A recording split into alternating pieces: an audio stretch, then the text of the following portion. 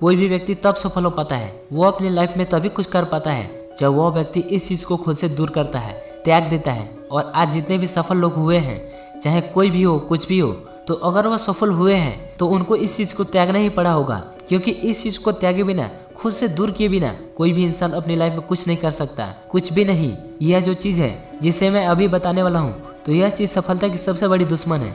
इस चीज का और सफलता का दूर दूर तक कोई रिश्ता नहीं, कोई कनेक्शन नहीं। जैसे एक म्यान में दो तलवार नहीं रह सकते, ठीक वैसे ही सफलता के साथ यह चीज नहीं रह सकती। अब आप लोगों के माइंड में ये क्वेश्चन चल रहा होगा कि भाई तू बता क्यों नहीं रहा, जल्दी बता क्या है वो चीज। तो सुनो, मैं इतना सस्पेंस इसलिए क्रिएट कर रहा हूँ ताकि आप उस चीज को हल्के में न लो।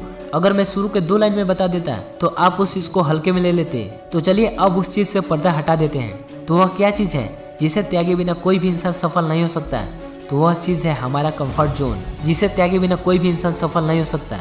और यह एक ऐसी चीज है जिसके कारण हम कुछ करना तो चाहते हैं लेकिन कर नहीं पाते। मैं आपको एक छोटी सी कहानी सुनाता हूँ। तो कहानी में एक कुत्ता होता है जो रो रहा होता है, और उस कुत्ते के बगल में एक भिखारी बैठा होता है। तो कोई दूसरा व्यक्ति उस भिखारी से पूछता है कि ये कुत्ता रो क्यों रहा है? तब भिखारी कहता है कि यह कुत्ता जहाँ बैठा है उसके नीचे कील है और कील कुत्ते को चुभ रही है, इसलिए यह कुत्ता रो रहा है। तब वह व्यक्ति कहता है कि जब कुत्ते को कील चुभ रही है तो वह वहां से उठ क्यों नहीं जाता? तब भिखारी कहता है कि कुत्ते को कील इतने भी नहीं चुभ रही कि वह दूसरी जगह जाकर बैठ जाए, और इसे कहते हैं कंफर्ट जोन। मतलब कि प्रॉब्लम है लेकिन इतने में नहीं कि उस प्रॉब्लम से फाइट किया जाए। मैं आपको एक और किस्सा सुनाता हूँ। तो 2 दोस्त होते हैं जिसमें से एक दोस्त बहुत उदास होता है। तो दूसरा दोस्त बोलता है कि तुम उदास क्यों हो? तो पहला दोस्त बोलता है कि एग्जाम नजदीक आ रहा है लेकिन पढ़ाई नहीं हो रही है, पूरा दिन टाइम पास में निकल जाता है। तो दूसरा दोस्त बोलता है कि अगर ऐसी बात है तो पढ़ाई कर। तो फिर पहला दोस्त बोलता है कि एग्जाम इतना भी नजदीक नहीं आया कि पढ़ाई करने लगूं। और ये प्रॉब्लम बहुत सारे स्टूडेंट की है कि वो अपने कंफर्ट जोन में ऐसे चले जाते हैं कि उनको पता तो है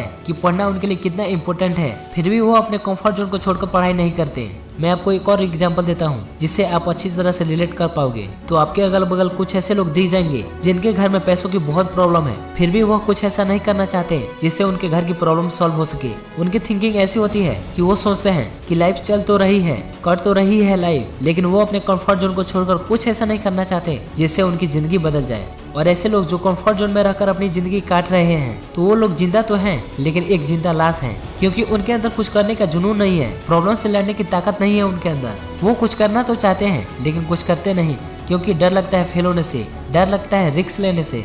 लेकिन अगर आप रिस्क नहीं लोगे, अपने कंफर्ट से बाहर नहीं निकलोगे, फिर आपकी ग्रोथ रुक जाएगी। आप जहाँ हो वहीं रह जाओगे, कुछ नहीं कर पाओगे अपनी लाइफ में। ऐसा कहा जाता है कि कुछ पाने के लिए कुछ होना होता है, तो आपको भी कुछ करने के लिए, कुछ बनने के लिए अपना कंफर्ट जोन छोड़ना होगा। जैसे अगर हमें बॉडी बनानी है तो हमें जिम जाना होगा, घर का आराम, कंफर्ट छोड़कर लोहा उठाना पड़ेगा, तभी आपकी बॉडी की ग्रोथ होगी। लेकिन अगर आप सोचो कि मैं तो बिस्तर पर सो के आराम करके कंफर्ट में रह के बॉडी बना लूं, तो ये तो संभव नहीं है। तो कंफर्ट छोड़ना होता है कुछ करने के लिए, कुछ बनने के लिए। जो बाज होता है वो अपने घोंसले में कभी सॉफ्ट घास को नहीं रखता है, क्योंकि वो जानता है कि अगर वो अपने घोंसले में सॉफ्ट घास को रखेगा तो उसके बच्चे कभी उस घोंसले से बाहर जाना पसंद नहीं करेंगे। एक बाज कभी नहीं चाहता कि उसके बच्चे कंफर्ट जोन के आदी बने। तो अगर आपको एक बाज की तरह उड़ान चाहिए तो आपको अपने कंफर्ट जोन को छोड़कर खुद को अनकंफर्टेबल करना पड़ेगा। आपको कुछ ऐसा करना पड़ेगा जो आपको अनकंफर्टेबल कर दे।